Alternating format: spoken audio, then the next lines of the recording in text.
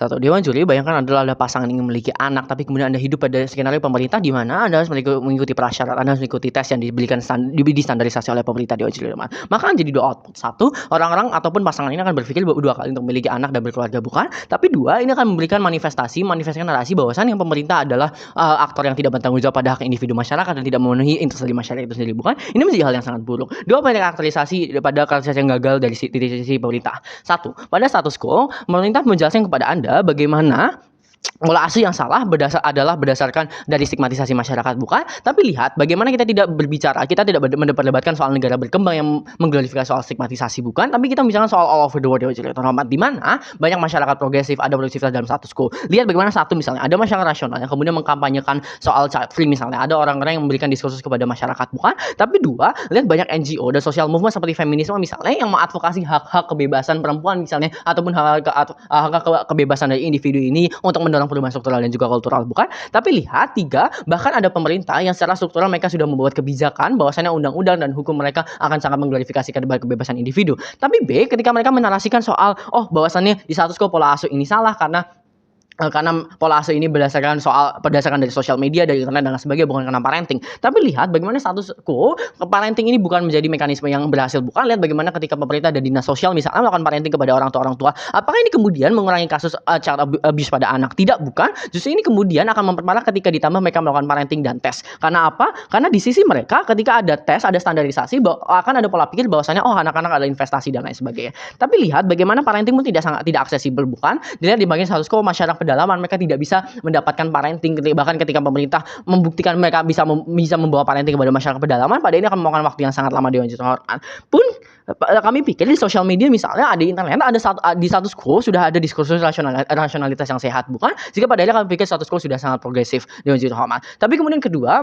mari kita karakterisasi soal pola asuh. Mereka menarasikan kepada Anda bagaimana pola asuh harus standarisasi karena pola asuh yang baik harus berikan satu standar sosial yang kuat oleh pemerintah. Tapi lihat, pahami bahwasanya standarisasi tidak boleh dilakukan pada pola asuh, bukan? Karena apa? Karena setiap keluarga memiliki value masing-masing. Keluarga liberal kemudian akan mengajarkan value liberal kepada anak-anaknya. Tapi kemudian keluarga yang religius yang berdasarkan pada Islam misalnya, mereka mengajarkan value-value Islam kepada anak-anaknya, bukan? Sehingga apa? Sehingga tidak ada satupun bentuk pola asuh yang salah di status quo. Dewan Juri Hormat. Justru ketika di tes masih ada kemungkinan orang tua ini akan melakukan fake test ataupun memalsukan hasil mereka, bukan? Bisa saja mereka kemudian di sisi pemerintah memalsukan ini dengan nepotisme dan lain sebagainya, dan kemudian menyembunyikan sifat asli mereka karena mereka lalu mereka ketika ada tes mereka seolah-olah bisa menjustifikasi tindakan mereka karena mereka bisa melakukan abuse pada anak-anaknya karena mereka sudah lulus tes dan lain sebagainya, sehingga ini padanya tetap buruk, bukan? Dimana ketika mereka gagal mengkarakterisasi pola asuh dan juga status quo, kasus mereka hanya akan berbasis pada logika dan padanya tidak bisa dikredit Dewan Juri Hormat. Tapi 3 poin sanggahan yang datang dari sisi oposisi Dewan Juri Hormat, di mana satu, mereka mengatakan trauma lebih besar di sisi kami. A,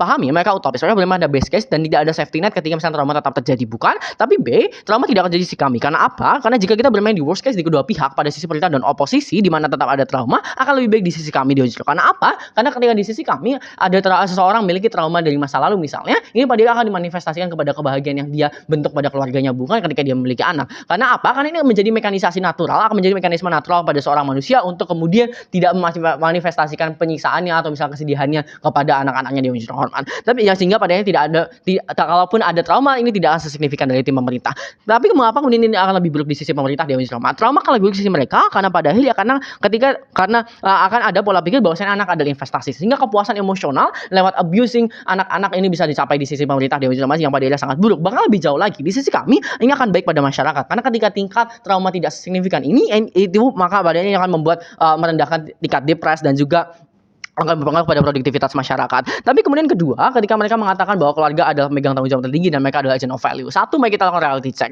Apakah kemudian keluarga masih menjadi agent of value sebesar itu? Tidak, bukan. Lihat bagaimana lingkungan masyarakat dan sekolah misalnya memengaruhi value seseorang. Tapi lihat kedua, ketika mereka tetap menjadi agent of value tertinggi misalnya, ini justru dengan adanya tes ini akan buruk sisi mereka. Karena apa? Ketika di mereka membuat standarisasi kepada value orang, individu yang datang pada masyarakat, anak yang datang pada masyarakat, mereka tidak akan memiliki value yang bertahan, sehingga mereka tidak memiliki safety net pada diri mereka sendiri karena ada standarisasi value. Dan tiga, mereka mengatakan soal tangible benefit adanya aksesibilitas dan juga ada diskursus. Tapi lihat ini asumtif karena tidak ada penjelasan step by step bagaimana aksesibilitas ini bisa tercapai di sisi mereka, bukan. Tapi B, ini tidak akan aksesibel. Karena apa? Ini akan lebih ribet karena kita harus memprioritaskan memparenting semua orang, kita harus montes semua orang dan lain sebagainya yang kemudian ini tidak pernah dijelaskan mengapa tetap akan berhasil di sisi mereka. Tapi C, justru akan jauh lebih baik di sisi kami, bukan. Karena apa? Karena satu sudah sangat progresif dengan ada sosial media, dengan adanya masyarakat internasional, adanya NGO, ada feminisme dan lain sebagainya. Pun lebih jauh lagi, di sisi kami ketika base case yang kami tercapai, interest ini akan benefit akan lebih jalan di sisi kami di ujung pada birth rate, di mana ini birth rate ini akan meningkatkan produktivitas masyarakat dan juga interest ekonomi negara.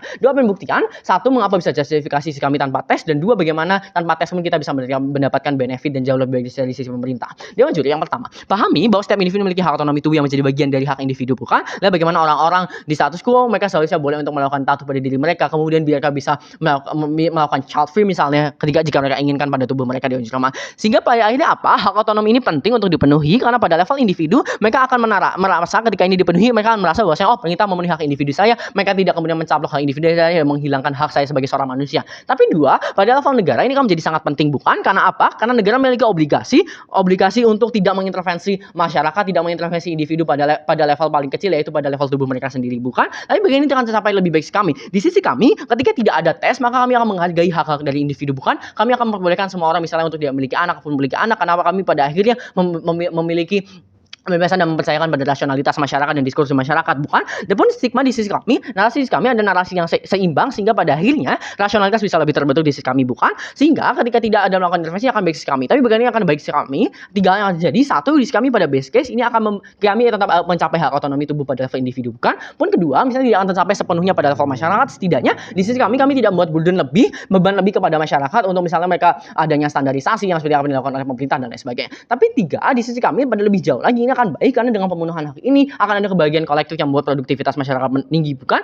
Komparasi di sisi pemerintah ini akan buruk. Karena apa? Karena ketika tidak ada hak pada base case-nya akan tetap ada standar, bukan, di mana standar atau tes ini akan membuat orang-orang tidak punya anak, di mana ia akan buruk pada perkembangan negara. Karena apa? Karena negara akan mengandalkan sangat mengandalkan pada workforce ataupun angkatan kerja, bukan. Sehingga ketika angkatan kerja ini tidak ada, ini pada akhirnya akan buruk pada level negara karena negara tidak bisa mencapai interestnya dengan baik dan mengalami stagnansi misalnya. Tapi tiga, lebih jauh lagi di sisi pemerintah ini akan menciptakan satu konflik yang parah, bukan. Karena mereka masyarakat merasa bahwasanya hak individu mereka tidak pernah dihargai, hak asasi mereka tidak pernah dipenuhi dan lain sebagainya. Sehingga yang menjadi poin eksklusif dari sisi kami bisa memberikan kepada Anda hak dan juga kemudian bisa membuat interest negara lebih sampai di sisi kami. Oleh karena itu bangga sebagai oposisi atau terima kasih.